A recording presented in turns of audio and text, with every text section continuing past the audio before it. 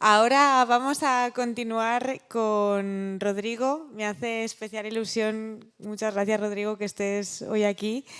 Os tengo que confesar que la primera vez que fui al restaurante Disfrutar hace 6 años fue la primera vez que alguien del mundo de la sumillería me ofreció un maridaje de vinos desalcoholizado. Pero además no solo un maridaje de vinos desalcoholizados, sino sobre todo lo que me transmitió era su sensibilidad como sommelier por el aroma y el sabor. Es decir, era la primera vez que alguien me hablaba de vino sin alcohol poniendo todo el mimo y cuidado que él ponía también en el vino. Así que por favor, Rodrigo, muchísimas gracias, bienvenido. Hola, ¿qué tal? Bueno, gracias por la invitación, Esther, primero que nada. Gracias por el espacio, por la confianza también. También les haré una pequeña introducción, breve introducción a lo que es Disfrutar, a un poco el mundo de Oriol, de Mateo, de Eduard, al cual yo pertenezco desde hace ya algunos años, 8 años, trabajando con ellos. Nosotros, pues bueno, nos encontramos en Barcelona, en el centro de Barcelona, en el Eixample. Disfrutar nace en el 2014, después de compartir, que nace en el 2012, con la idea también de poder ofrecer una propuesta gastronómica a partir del menú degustación. La primicia siempre ha sido agradar, sorprender, emocionar y crear a través de la gastronomía. La palabra creatividad, en un principio para Oriol y para Eduardo y para Mateo, supone bastante responsabilidad, ¿no? Ellos no estaban realmente cómodos hablando de creatividad desde el 2014 y no se habla de creatividad en restaurantes desde el 2016, en donde pues bueno, ya se empieza a generar una conceptualización y técnicas pues desarrolladas propias en el restaurante, que para nosotros pues es muy importante, ¿no? Estas técnicas y estos conceptos surgen a partir siempre un poco de la tradición. La primicia del restaurante es que todo esté bueno, todo esté rico, que todo sea reconocible, ¿no? Es decir, si tenemos una salsa de pesto, pues que sepa pesto y que esté rica. Si tenemos un empedrat que parte a partir de una tradición, una ensalada típica de la cocina catalana, pues que sea reconocible. Pero ¿qué pasa? Si podemos aplicar aquí una técnica distinta que sea capaz de sorprender y de generar emoción en el restaurante, la verdad es que, pues bueno, nosotros nos sentimos mucho más cómodos con esto. También es cierto que la conceptualización de cosas, pues es muy complicado, ¿no? Es muy complicado poder comenzar a decidir trabajar bajo un concepto y que este concepto cumpla con esta primicia de algo que esté rico. A partir de estos parámetros, pues nace también una necesidad de poder responder a toda esta tendencia que no comenzó ni ayer ni hace 2 semanas, ¿no? El público que cada vez consume menos cantidad de alcohol, busca consumir menos cantidad de alcohol, y sobre todo este público extranjero que nos visita demasiado en Barcelona, ¿no? Pensamos que en Barcelona, pues bueno, es una ciudad en donde se recibe gente de todo el mundo y que muchos de estos turistas gastronómicos que buscan ir a los mejores restaurantes del mundo, pues bueno, también buscan alternativas distintas, ¿no? En el 2019 ya comenzamos a trabajar con una idea de poder extraer la mayor cantidad de alcohol posible a los vinos. Hay un aspecto positivo del 2020, de la pandemia, que era tiempo. Nosotros no teníamos demasiado tiempo durante el servicio, por lo tanto llega la pandemia, nos cierran a todos.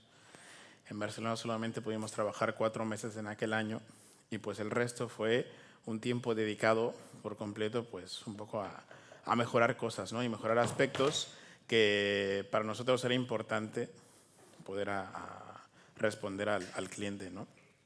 Uno de estos era la oferta de bebidas sin alcohol.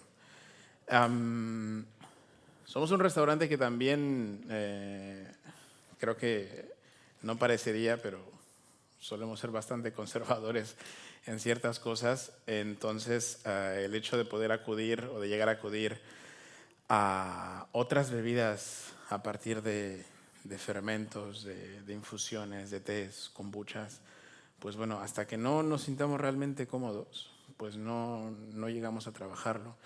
También es verdad que pensamos mucho el restaurante, vivimos el restaurante mucho con un espíritu mediterráneo y pues queremos que todo pertenezca a este discurso mediterráneo, ¿no? No solamente a nivel de la comida y al nivel también de del tipo de restaurante, sino también al nivel de la bebida, ¿no? Cuando hablamos de Mediterráneo, pues también pensamos en vino. Y cuando pensamos en vino, pensamos un poco en cultura y en poder divulgarla de la mejor forma posible, ¿no? Han habido ya aquí un par de charlas, Mario hace un momento y al principio también, de chicos que tienen acceso a huerta. Nosotros no tenemos huerta, ¿no?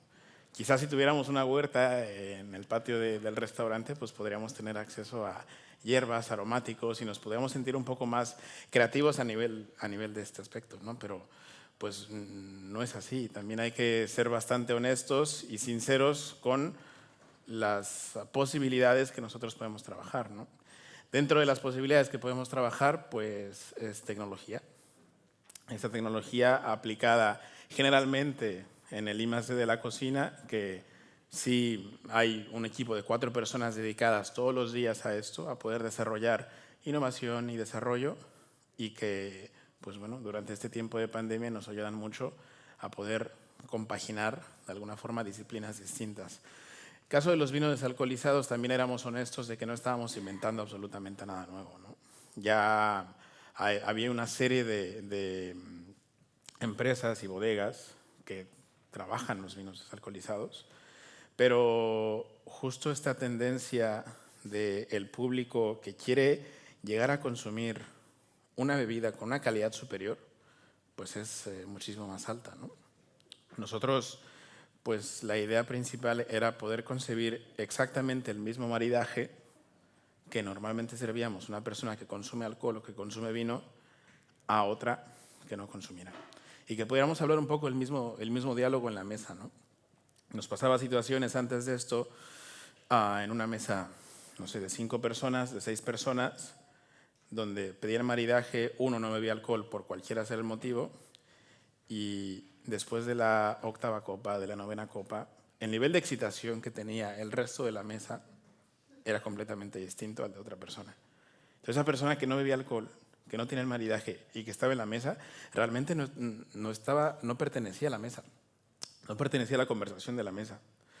Cuando comenzamos a trabajar con esto, era bastante curioso porque nos poníamos en la misma situación de una mesa de 5, una mesa de 6 personas, y poder ofrecerle un maridaje desalcoholizado a una persona de esas 5, de esas 6, el resto se sentía pero muchísimo más curioso y preguntaba, ¿no? Oye, ¿lo puedo probar? Oye, ¿a qué sabe? Oye, ¿a qué huele? Y además podíamos vernos capaces de poder hablar un poco a nivel aromático, a nivel gustativo, de este mismo perfil de vino, pero desalcoholizado, frente a un plato de nueces, a un plato de anguila, a un plato de algas. Lo cual pues nos permitía ser un poco más inclusivos en la mesa, ¿no? Y poder ser capaces de entender que si ya podemos personalizar el menú a partir de dietas, intolerancias, alergias o simplemente gustos, a nivel de comida, pues también nos veamos capaces de poderlo hacer a nivel de la cocina, ¿no? Todo esto lo retomo un poco el tema de la tecnología porque pues lo hacíamos también a partir de una destiladora al vacío, que el funcionamiento es bastante sencillo, es un destilador común y corriente, una máquina de nombre Girovac, la cual tiene 2 depósitos, ¿no? La primera es un baño María, en el cual podemos incluir un vaso. Este vaso o este matraz tiene unos imanes en la parte de abajo, en la cual hay una espiral que puede girar como una especie de licuadora, pero la cual está conectada a un depósito en vacío que llega a un segundo depósito. En ese segundo depósito pues hay un serpentín donde podemos hundir por completo en hielo y podemos comenzar a destilar. De hecho, la máquina no está concebida, no está pensada para este proceso, ¿no? Está pensada para añadir algún tipo de aroma, algún destilado o incluso reducir alguna salsa o un zumo. Por lo tanto, pues nos veníamos con otro problema, entre comillas, y era el hecho de desarrollar una fórmula específica para un vino en concreto, teniendo en cuenta el tiempo que la máquina no lo tiene en cuenta. Y era muy sencillo hacer la fórmula, decir tiempo, 35 minutos, 37 minutos, poner un temporizador, detener la máquina, sacar el vacío y tener dos resultantes. Una de vino desalcoholizado y la otra en alcohol extraído.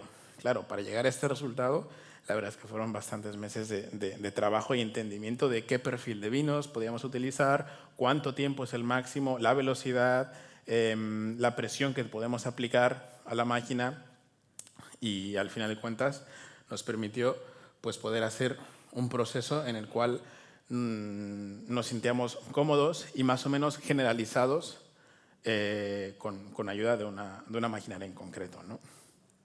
Aquí les pongo un pequeño video que nos hace entender, yo creo que el proceso tal cual, que es más o menos lo que les he explicado. La máquina, en el caso del matraz, es un matraz que tiene un depósito máximo de 3 litros. No lo podemos llenar a 3 litros, lo llenamos más o menos a 1 litro máximo, 1,5 litros. Y el proceso es muy sencillo. Una vez abierto el vino, verterlo, introducirlo en este primer depósito.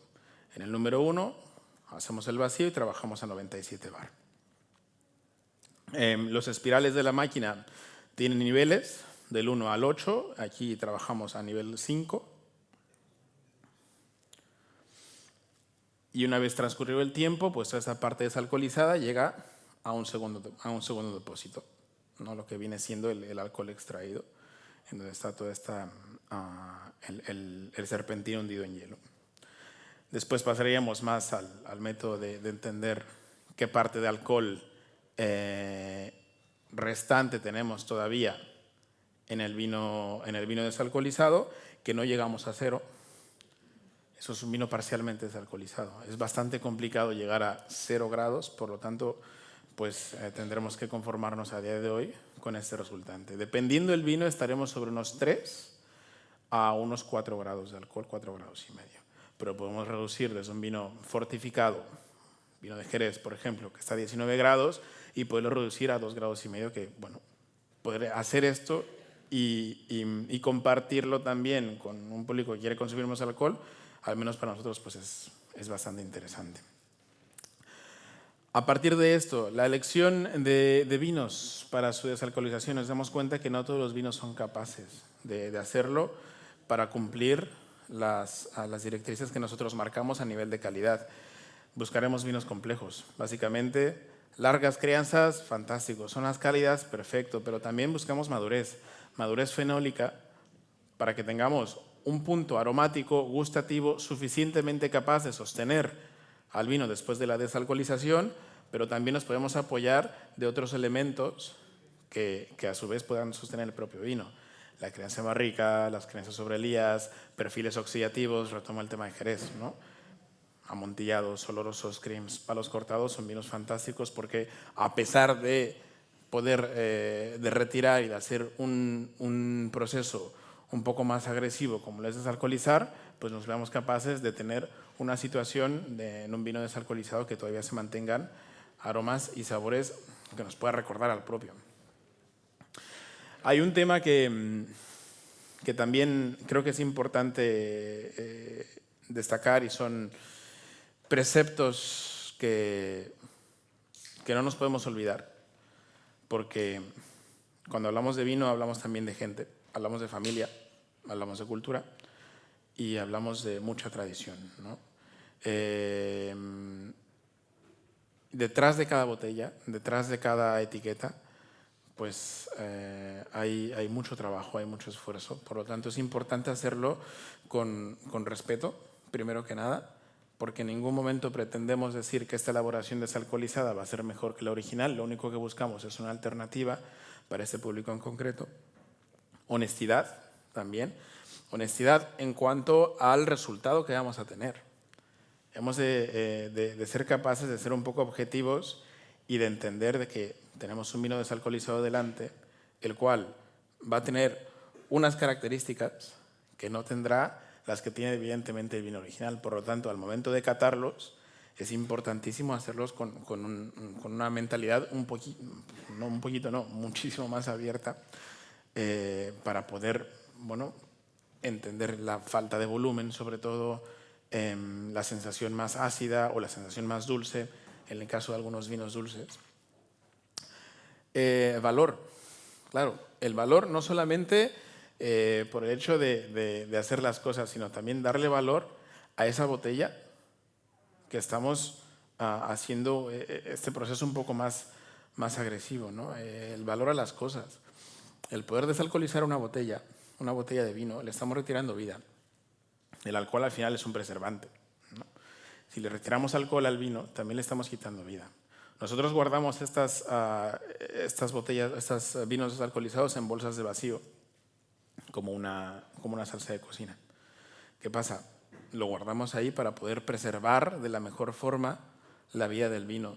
Pero la vida del vino en la bolsa no tiene más de 4 días. Por lo tanto, hemos de ser, yo creo que, suficientemente responsables para entender que esta botella ha sido desalcoholizada y que hay que usarla. Hay que promoverla, hay que venderla, porque si no estaremos tirando demasiado dinero a la basura. No solamente el precio de la botella inicial, sino también todo el proceso que se ha hecho desde el inicio de abrir la botella, poner el matraz, luego la desalcoholización, la bolsa de vacío. Bueno, son muchas cosas a tener en valor que creo que son muy importantes de no olvidarse, ¿no? Y luego la transparencia, ser honestos, volvemos al principio, ¿no?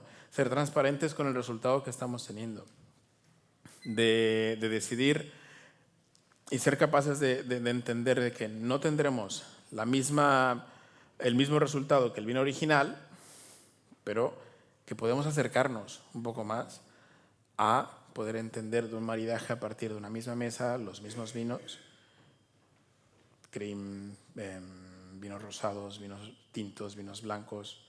A día de hoy lo único que no trabajamos son vinos espumosos, porque no nos vemos capaces de añadir CO2. La textura de las largas crianzas de los vinos espumosos, sinceramente, es una textura única y que no encontramos una tecnología que nos permita poder asimilar más o menos esa burbuja tan fina y tan integrada que hay en los vinos espumosos, ¿no? Entonces, preferimos evitarla y preferimos decidir más en trabajar en vinos tranquilos, no en vinos fortificados. Toda esta conceptualización también de trabajar con vinos desalcoholizados, pues nos abre, creo que una ventana, una puerta bastante grande para poder hacer otras cosas que estén, repito, relacionadas un poco al discurso que tiene el restaurante. Técnicas, conceptos, conceptualización. Y una de estas pues surgió en el 2023, cuando vino un chico de Colombia a hacer prácticas y él nos decía que él trabajaba en una empresa de aromas, que se dedicaba a hacer aromas. Nos pareció interesante y nos comenzó a presentar aromas de diferentes, pero fue muy curioso porque trajo una caja, parecía una caja de herramientas llena de botecitos con aromas. Empezamos a hablar de eso y eso era, pero demasiado potente. Y bueno, lo respetamos y hasta ahí quedó. Pero luego, hablando con él un día después de un servicio, él nos dijo que podía llegar a desarrollar bebidas que a nivel aromático nos puedan recordar alguna fruta, alguna raíz o incluso algún vino, pero a partir de esos aromas elaborados. La primera reacción ante esto fue negación total, ¿no? Porque ¿cómo puede ser que vamos a utilizar aromas Él pidió una oportunidad, okay, venga, demos la oportunidad. Y lo primero que hizo fue utilizar agua sin gas, común y corriente. Y recuerdo la primera prueba que hizo fue pepino. Y quedamos bastante sorprendidos. Primero que nada, con la cantidad de aroma añadido, que era mínimo, pero mínimo, y luego con el resultado final.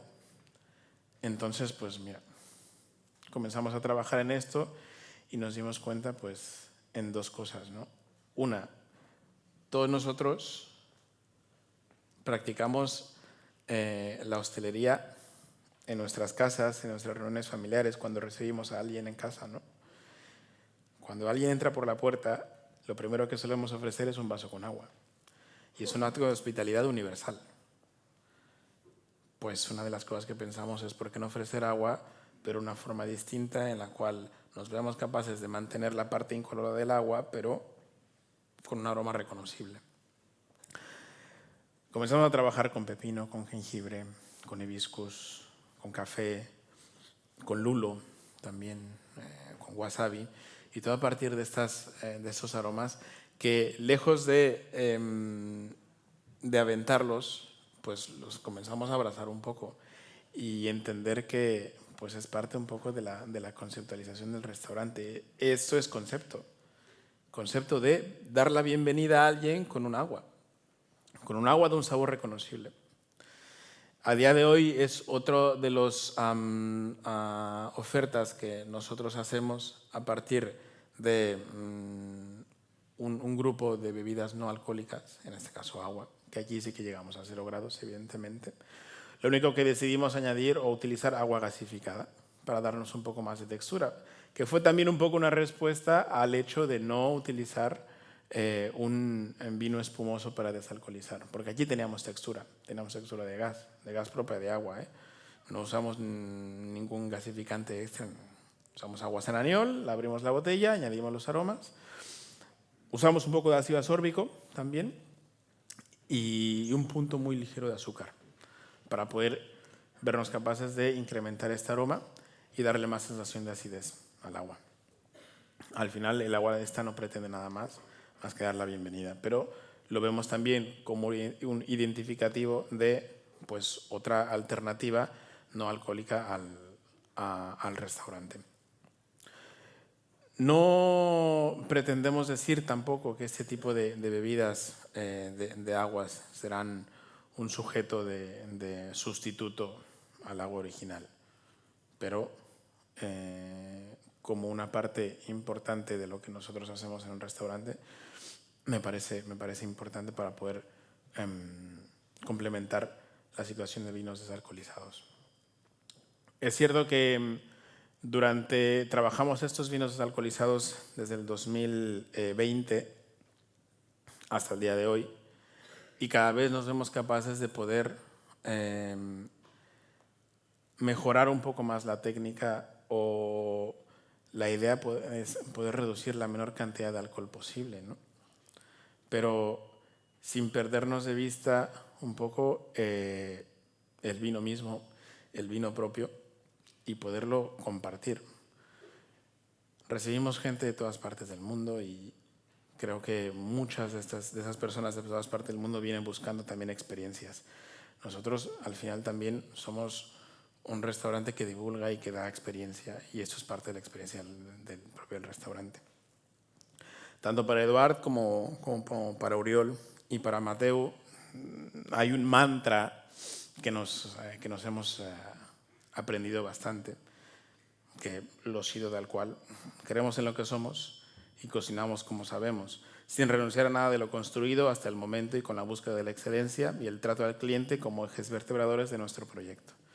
Que eso es un dato muy curioso, ¿no? El lujo para nosotros es al final las personas, vernos capaces de acompañar al cliente con una silla, de acompañar al cliente al lavabo, de gestionarle una petición de, en este caso, una bebida sin alcohol. Pues eso también es lujo, ¿no? Eso también es hospitalidad, y al final es parte de nuestro trabajo y es parte de nuestro proyecto dentro de el restaurante Disfrutar. Lo que queremos también en un futuro pues, es poder llegar a dar una oferta de vinos desalcoholizados, pero también, o una carta de vinos desalcoholizados a copas. ¿Qué nos va a permitir esto? Pues poder tener una oferta más amplia, pero poder llegar a personalizar todavía más sin necesidad de hacer un maridaje. Mucha gente no quiere hacer un maridaje tampoco. Mucha gente nos dice, oye, yo creo que 11 copas son demasiadas. Pues bueno, poder llegar con una carta al cliente y decirle, pues mira, puedes elegir de un vino rosado, un vino blanco, un vino tinto. Me parece una idea fantástica. No sé si tienen alguna pregunta, alguna duda. Rodrigo, hola. Me ha volado la cabeza con tu presentación. Cuando he leído el programa y visto que venías de disfrutar, hablar de un maridaje de vino desalcoholizado, decía, a ver, ¿por dónde tira? Porque claro, disfrutar un gran templo, ¿no?, del producto, de unos mejores restaurantes del mundo.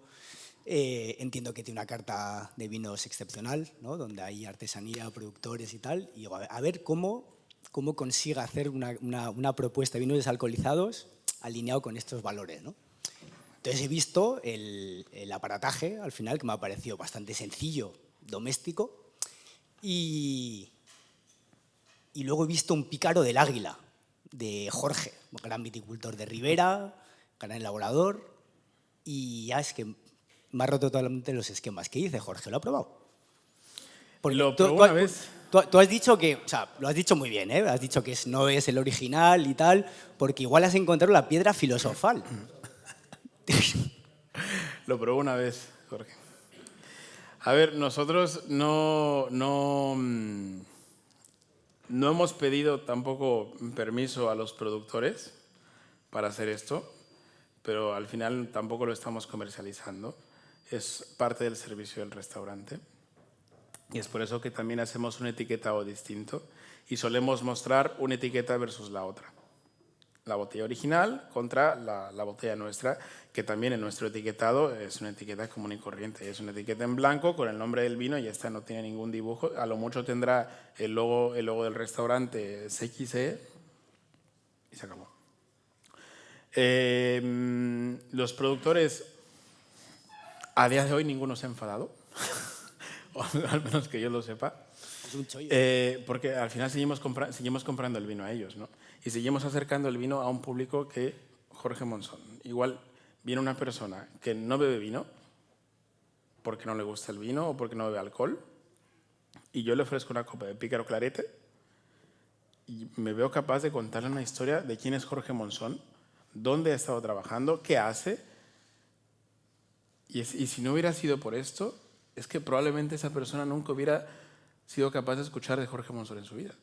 Pero ponemos el ejemplo de Jorge Monzón ahora porque lo acabas de decir, pero podríamos hacer incluso de una región. Podemos hablar de Jerez con una persona que no consume alcohol. Que para mí hablar de Jerez sería maravilloso.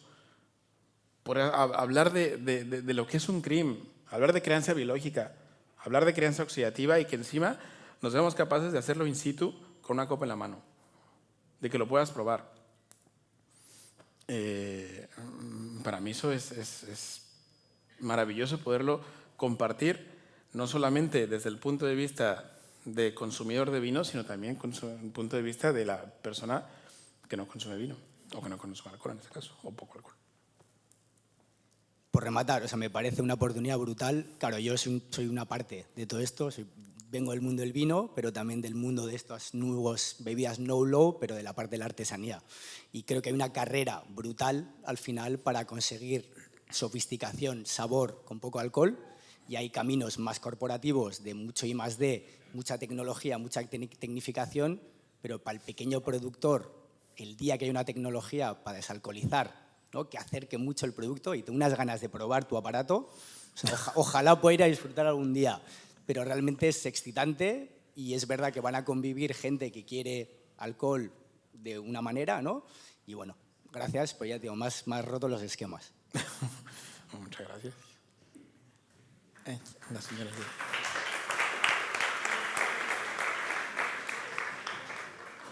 Tenemos otra pregunta por aquí. Sí, aquí. Sí, yo al hilo lo que preguntaba Sancho, también compañero del mundo del vino, en estos vinos, por ejemplo, de Jorge o de Jerez, a nivel organoléptico, ¿cómo cambia? Porque es que yo he probado vinos desalcoholizados con estos tubos y estas destilaciones súper grandes y al final se quedan con un agujero en boca, te cambia la textura.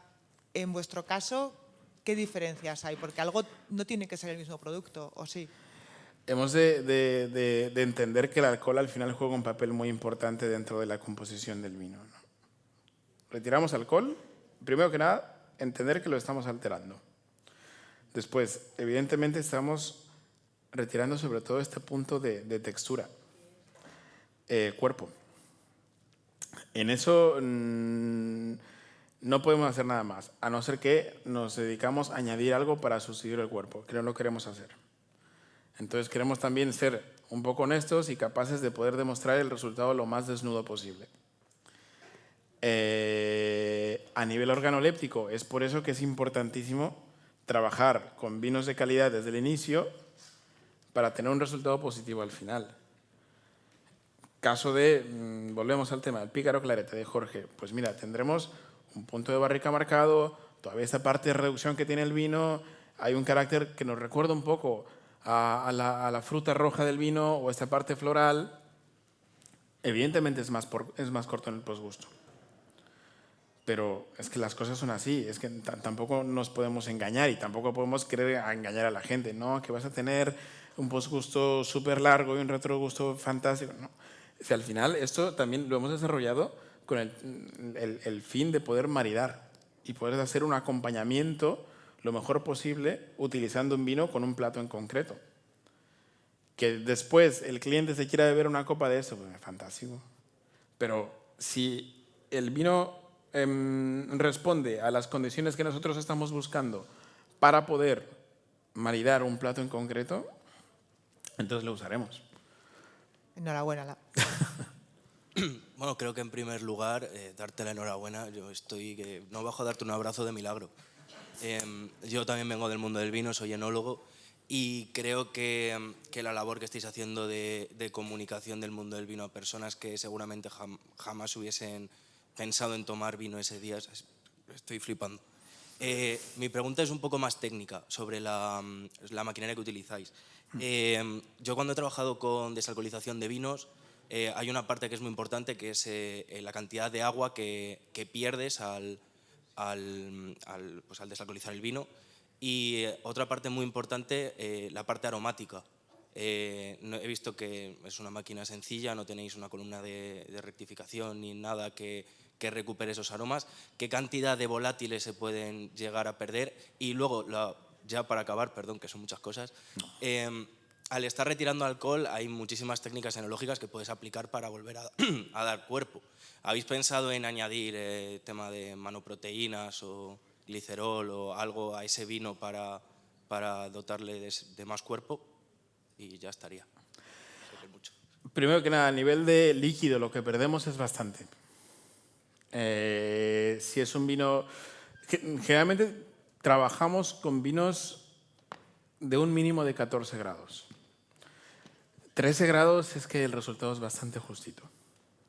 Entonces es por eso que hemos de ser bastante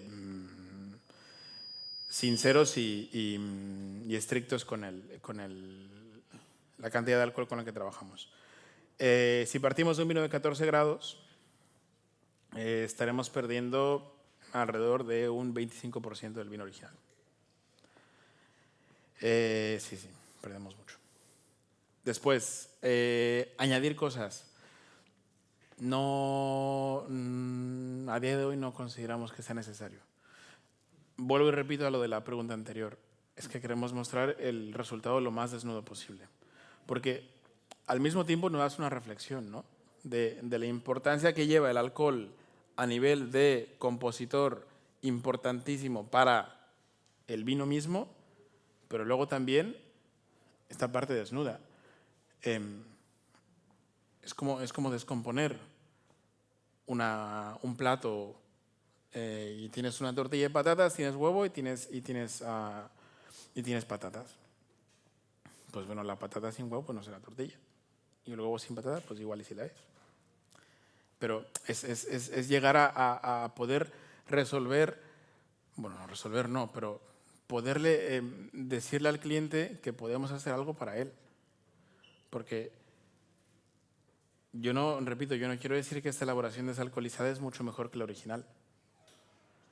Pero lo que sí busco es hacer que el cliente se sienta lo más cómodo posible en la mesa del restaurante y que sea capaz de poder compartir una experiencia propia en todos los sentidos. Y si ya lo hacemos con un menú vegetariano, si ya lo hacemos con un menú vegano, menú reducido en sal, llegamos con unas alergias, llegan gente con unas alergias al restaurante, que no puedo comer esto, que no puedo comer aquello, y lo hacemos. Y lo hacemos porque es que no queremos decir que no, y no sabemos decir que no. También lo mencionaba Mario hace rato, o sea, decir que no es lo peor que puede hacer en el sector, porque es negación total, no lo voy a intentar.